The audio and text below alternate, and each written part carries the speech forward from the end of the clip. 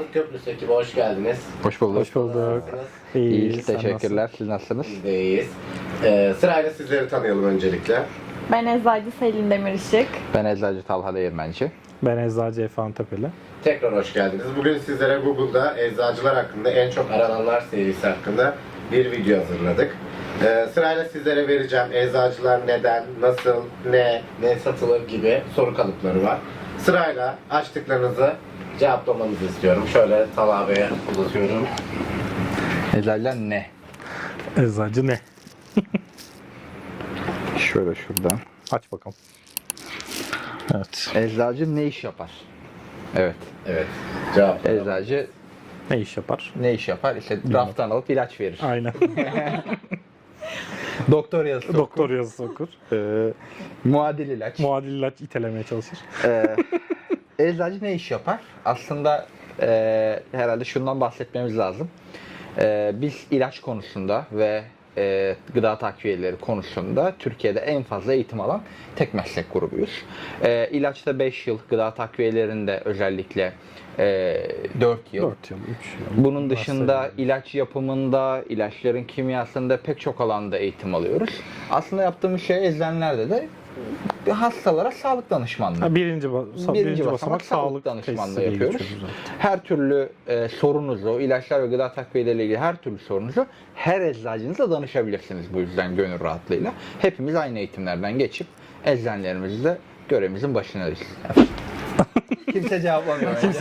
Haberim yok diyorum. Eczacı ne kadar kazanır? Haberim yok. Bunun cevabını bilen varsa bize de açıklayabilir, Yorumlara yazsın. söyleyebilir. Evet. Gerçekten yorumlara yazsın. Ya belirli bir şey yok. Yok. Tabii. Yani- Ya bu çok değişken bir şey. Yardımcı eczacılığın belirlenmiş Evet. bir Ya da ücreti var. ikinci Ya da eczacılığı. ikinci eczacılığı.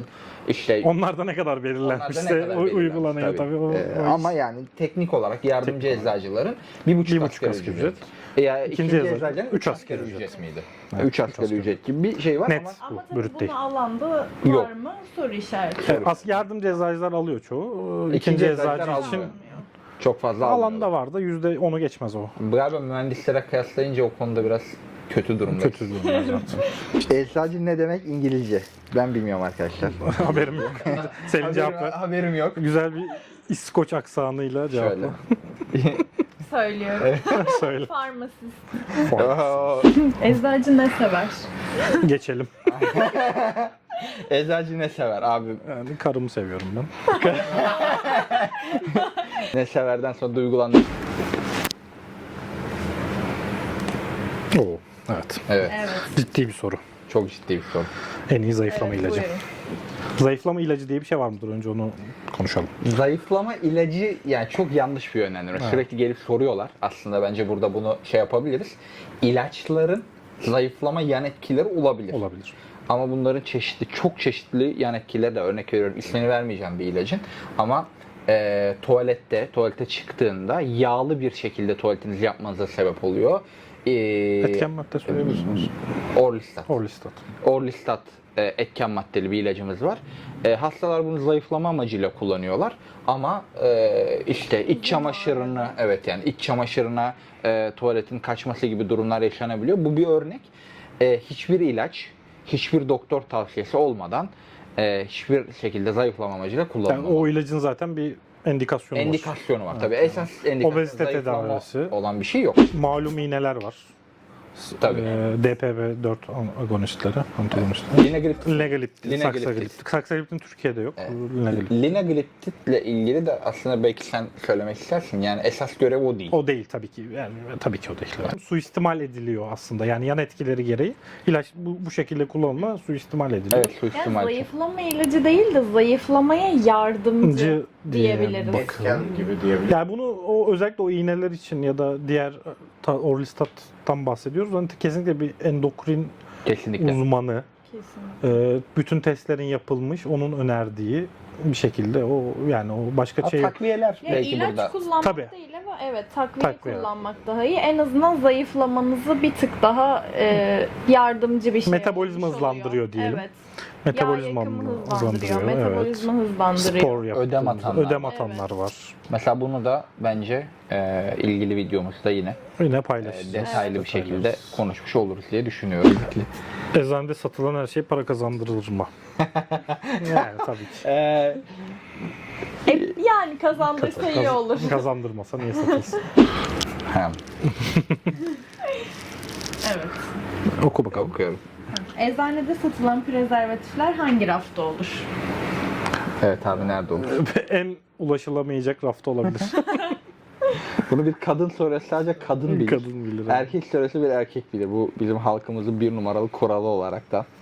Evet. Bence bunu eczanemizde kendi cinsiyetimize sorarak hemen öğrenebiliriz. Desteklediğimden değil bu arada. Böyle yani. Kural. kendi- Konuşulmayan bir kural. Yine de sorun eczacınız. Utanmayalım böyle şeylerde. Güneş kremleri. Evet, güzel bir Evet. konu geldi bence. Eczanede satılan güneş kremleri. Evet. Bence bu konuda bir girizgah yapın. Bence de. Kadın olarak. Güneş kremlerinin aslında içinde bulunan filtreye para veriyoruz. Bu yüzden de en azından eczaneden aldığınız şeyin biz arkasındayız, firma da arkasında. Ama sizin internetten aldığınız şeyin hangi koşullarda saklanıyor, içerisinde ne var ya da o pakette yazan şey gerçekten içinde var mı? Soru işareti. O Ben yüzden o zaman şunu da bu konuyla bağlantılı ekleyeyim. Eczanelerin internet satış yapması yasak. Yani bu bir yasa. O yüzden bazen eczanelerle ilgili işte sağlık eczanem, ilaç eczanem, bakkalım, dükkanım gibi şeyler görebiliyor insanlar sosyal medyada. Bunu tabii bilmek zorunda değil kimse. Ama o pazar yerlerinde gördüğünüz eczane olanların hiçbir eczane değil. Eğer bunu zaten kabul ederlerse, böyle bir şey gerçekten varsa cezası çok büyük. O yüzden onlar bir defa eczane değil. O yüzden eczanede doğrudan ilaçlar ve ilaçlarla beraber saklanan ürünler doğrudan size gelmiyor. En önemli şey eczacıların dediği gibi aslında saklama koşulları burada. Evet, çünkü şöyle, biz eczanelerimizde hepimizin kural olarak ısı nem takip cihazlarımız var. Ve biz gün gün, ay ay, hani ne Saat gerekiyorsa hatta. saat hatta dakika bu bir izleniyor eczanelerimizde. Bu yüzden de hangi derecede, hangi nem seviyesinde saklandığı her eczanede aynı. Belli bir kural içinde saklanıyor. Bir de sahte riski var. Tabii o da bir. Şöyle bir örnek vereyim. Hepinizin bildiği çok iyi bir OTC firması, yani gıda takviyesi firması, Türk, 5 milyon kutu sahtesi yakalandı geçen sene. Yani o yüzden biraz zar atmaya benziyor. Açıkçası ben çok bu konuda daha fazla bir şey demek istemiyorum. Hani sizin tercihiniz bu konuda. Evet. Biraz zar atmaya benziyor bu sahte işi ve saklama Ya koşulu. tüketici tercihi tabii ama Evet, yani eczanelerin il sağlık müdürlüklerince bu sıcaklık ve nem olayının takip edilmesi. Her denetimde bakıyorlar bir defa. Yani 2-8 derece dışında mesela bizim dolapta durması gereken ürünlerimiz belli bir süre limiti var. Onun dışına çıktığı anda hepsi imha ediliyor. Yani Evet. il sağlık hiçbir şekilde izin vermiyor hastalarımızın aldığı ilaçlarla, gıda takviyelerine, şunlarda. Unutmayın ki nerede duruyorsa vitamininiz de yanında duruyor. Aynı güvenli koşullarda hangi eczaneye giderseniz gidin en yakın eczanenizde aynı şartlarda alıyor olacaksınız. Eczanede takma diş. Okey, güzel. Takmadı. Haberim yok. İlk defa duydum. Takma Eczane- şey satılır mı? Eczane- Sorusu daha iyi olurdu. Eczanede takma diş. Ya bir şeye de şaşıramıyorum Google sorularına. Benim eski eczacım vardı. Yaşlı bir eczacımızdı. 1980'lerden bir eczacılık yapıyordu. Onunla ilgili şöyle bir şey var. Bana diyor ki ilk eczaneyi açtığı sene Kasnak'ta böyle iç çamaşırı satmış. Tabii iyi sağlık 2-3 ay sonra denetimde kaldırıyor her şeyi. Ama şimdi yani şeye şaşırmıyorum. Bunu aratan kişi belki de yani takma diş satılan bir yere denk gelmiş olabilir. Ya 30 sene önce belki Türkiye'de her şey satılıyordur mümkün yani. Olabilir hani. Bizim yaşımız Şu an yok. yetmez ona. Evet. Şu an yok, kesin bilmiyorum. Ciddi bir konuya geçelim. Eyvallah. Evet. İlaçlar işe yarar mı? Yoksa psikolojik mi? Evet. Yani yarar, bu bilim sonuçta. Tabii ki. Yani bir sürü vücudumuzda bulunan reseptörler var. Adrenerjik reseptörler, gamma reseptörleri gibi. Onları aktivitesiyle ilgili bir sürü de çalışma var. Bu Tabii ilaçların. binlerce. Ama biraz da psikolojik açıkçası bazı hastalar için özellikle. Şöyle plasebo etkisi diye bir şey var bilimsel Evet. olarak. Hani Bunu o konuda zaten. tabii ki yorum yapabiliriz. Hani Ama genelde negativite çalışmıyorum. Yani şöyle bir şey oluyor özellikle. Şimdi 2 ilaç var. İkisi de amoksisilin ve klavulanik asit içeriyor. Şimdi ikisi de orijinal. Yani orijinal ne demek aslında? Dünyada ilk çıkan İlk ilaç. çıkan. Aslında hepsi orijinal Aynen. ama. İkisi de yerli bir muadil. formülasyon orijinal Formülasyon diyelim. her şeyi yerli yapılmış.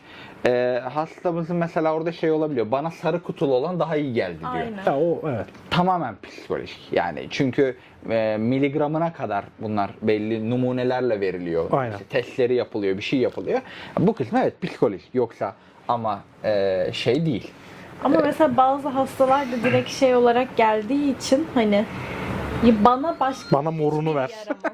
Evet. Moru yani, A ile başlayan Evet. morunu ver. evet yani başka yaramıyor gerçekten ona. Hani.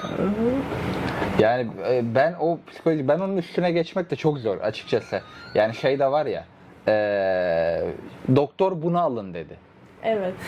O ünlü videoyu da sosyal medyada gördüm geçenlerde. Çok güzel bir şey yapıyor ama yine de evet, kolay kolay doktorunuz bunu demez. Ama dedi diyelim.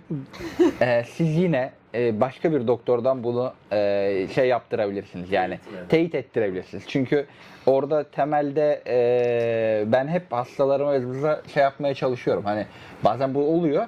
Tamam peki siz birkaç yere daha sorun ama bulamazsanız Bulamazsanız şunu alın. İlla tabii. Çünkü ya arayacak, bulamayacak, var Evet, böyle bir de ilaçlar bir var. ilaç sıkıntısı İlaç var. sıkıntısı var.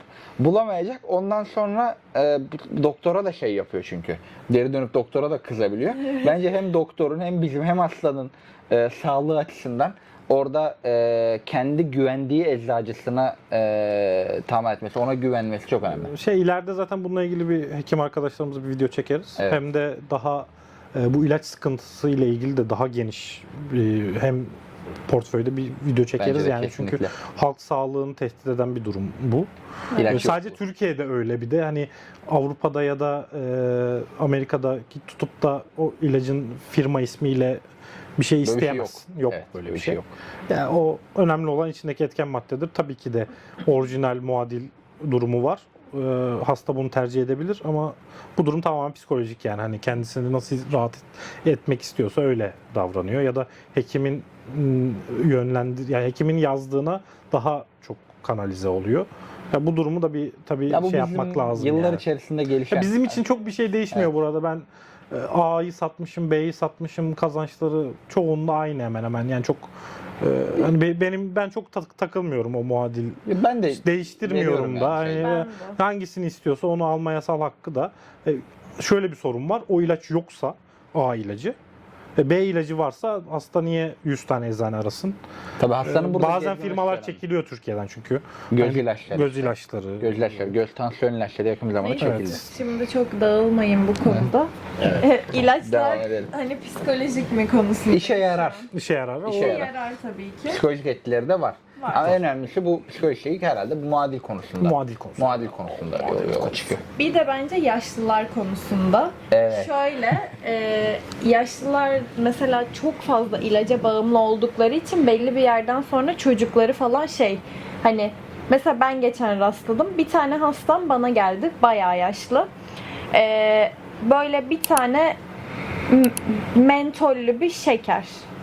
Dedi ki benim bu ilacım bitti. Dedim siz bunu ne için kullanıyorsunuz? Dedi ki oğlum bana verdi D vitamini dedi. Ben dedim ki he dedim. Anladım o an konuyu. O zaman dedim şöyle yapalım. Siz bir doktora tahlil verin. Sonrasında tekrardan konuşalım. Önerelim bir şey. Plasebo'nun canlı, kanlı canlı. Evet yani kanıt hani şimdi oğlu o kadar yani babası çok bağımlı olduğu için mecburen böyle bir şey yapmış. Ben dedim siz devam edin hani ona. Yani çünkü böyle bir poşet ilaçla geldi. O yüzden bazen de psikolojiktir yani bu şekilde. İlaçlar kilo aldırır mı? Bazıları Korkulur aldırır. ya. Evet, bazıları aldırır. Ya bir ilaçların şey kısmı Kilo verdirici etkisi Kilo biraz önce aldırmak, konuştuğumuz gibi aldırıcı da var yani. Bu Ya iştah Yan etki. açmak diyebiliriz. yan etki olarak. yok ya kortizondan falan. Ha, Kortizon gerçi doğrudan onlar, gerçi evet, aldırıyor. Doğrudan aldırıyor, evet. İlaçlar kilo aldırır mı? Aldırabilir. Eczacınızla ve doktorunuzla burada Evet, beraber gitmek önemli diye düşünüyorum. İlaçlar vücuttan kaç günde atılır? Evet. Değişir gibi. Oldukça Bilimsel bir şey Konulardan- tabii değişir. Hani 50 saatte yarılanma ömrü olan da var. 3-4 Bence saat yarılanma olan da var. ömrü nedir onu kısaca söyleyip Söyle. şey yapa gidebilir. Söyle sen söyle. Yarılanma ömrü vücutta ilacı aldığımızda kandaki düzeylerin tam olarak yarıya düştüğü, yani atıyorum 100 mg bölü mililitre ise 50 mg bölü mililitreye düştüğü saat veya zaman dilimi. Bu da vücuttan atılmasını belirliyor aslında. Ne kadar hızlı olursa bu yarılanma ömrü o kadar hızlı atılıyor. Örnek veriyorum, geçenlerde bir doktorumuzla oturup konuşuyordum. Oradan aslında bu bilgiyi öğrendim. Biliyorsunuz IV yani damar içine glutatyon uygulamaları var. Yarılanma ömrü 2 dakikaymış. Evet. Yani kanınıza girdi bitti işi. Ama mesela bir glutatyon işleminin şeyini göz önüne aldığımızda felaket bir arada fark var ama bununla ilgili 8 saat ile tam orayı ben biraz şey yapabilirim ama 8 saatle genelde 4 saat arasında 4 saat, değişiyor. evet. Ama 2 dakikalık olan da var, 8 saat olan da Kronik var. kullanımlar daha uzun. Daha uzun tabii. Tansiyon, şeker, antidepresanlar. İnsülin glarjin gibi Tabii, 24 saat 24 etkili saat insülinler etkili var. var. Vücutta Ya da kalıyor, taklit ediyor. Bazı işte kontrollü salım tabletleri Tabii var. o Daha evet uzun. evet o Daha uzun. direkt formülasyonla Formülasyonu maddesiyle değiştiriyor. alakalı. Yani değiştiriyor böyle Evet, şeyler. o değişir. İlaçlar evde yapılır mı? Biz yaparız arkadaşlar. Biz yaparız. Eczanede yapılır bu arada. Eczanede yaparız. Yani aslında Magistral ilaç her eczane yapabilir. teknik olarak Teknik olarak. yaparız. Sadece işte bir tablet basma makinesi veya O da şöyle aslında kişiye özgü yapabiliriz. tabii kişiye özgü. Reçetelendiği, hekimin belirlediği Önemli bir dozda kişiye özgü. Hani ben herhangi bir eczaneye gittiğinizde ben şu ilacı istiyorum bana hazırlayın dendiğinde bu yasal değil. İlaçlar niye kötü kokar? Yani En kötü kimyasal kokan ilaç ne abi? Kedi otu. Abi, Ha ilaç olarak. Öyle. abi Ha. firma verdim özür dilerim. B vitamini. B vitamini bir tane B firma. vitamini. Bipleyebilir miyiz burayı? Alman firması. Beyaz olan. Evet, beyaz olan Alman B vitamini. Abi B vitamini çok kötü kokuyor. Diğeri Türk olan, yeşil olan da mı öyle Bu abi kokuyor? çok kötü kokuyor. Anladım. Ama valerian Felaket kokuyor. root O da tabii o da çok kötü kokuyor. farmakognozi labı valerian Bir root. gün şeyde eski ikinci eczacılık yaptığım eczanede olmuştu. Bana hediye etmek istedi şeyi. Kedi otu. Kedi otunu uyuyamıyorum diye şey yaptım. Tamam dedim ama böyle bir şey yiyorum bir yandan da. Şeyde böyle lavabonun orada bir şeyler atıştırıyorum. Böyle baktım bir koku geliyor ama elimden mi geliyor ondan mı geliyor anlamadım. Çok kötü. Tamam mı? Şöyle kokladım. Yani beynime gitti şöyle kokusu abi. O felaket bir kokusu Valerian var. root, evet. Ama o hastane kokusu diyoruz ya. Belki hani bilir o işte B vitamini. B vitamini. B vitamini ampulün kokusu o. Ben annem de hemşire oradan birazcık biliyorum. Ampul de evet, Gerçekten kötü kokuyor ampul. Çok kötü. ama. D de kötü kokar ama yağlı falan. D vitamini B'ye hiç kadar koklamadım. olmayabilir ya. Neyse artık çok da. Lanolina neyse son. Lanolin de çok kötü kokar evet. Oo. Keçi kılından elde edilen bir tane ilaç yapım maddesi Evet. var, lanolin. Bu kremlerde yapıyoruz. Evet. Uyuz olan varsa bilir, böyle sarılı hale getirilir bir de onu. Aynen. Abi keçi kılından yapılıyor. Yani O koku çıkmaz Evet, evet. yani keçi kokuyor zaten. evet. Sanırım bu kadar. Evet, bu kadar. Peki teşekkür Nasıl teşekkür geçti? ederim. Neler hissediyorsunuz? Sorular nasıldı? Yani. Valla enteresan sorular da vardı aslında, her gün karşılaştığımız. Aslında- Aha, ben de onu soruları. diyecektim. Zaten her gün eczanede karşılaştığımız o kadar absürt sorular oluyor ki hani daha iyi. Öyle de demeyelim de. Sizin aklınıza gelen bir soru var mı en absürt? Anınız olabilir. Şöyle bir Tabii benim var mesela. Gazete satıyor musunuz? Ya da ne bileyim. En çok pil satıyor musunuz diyorlar. Evet. pil.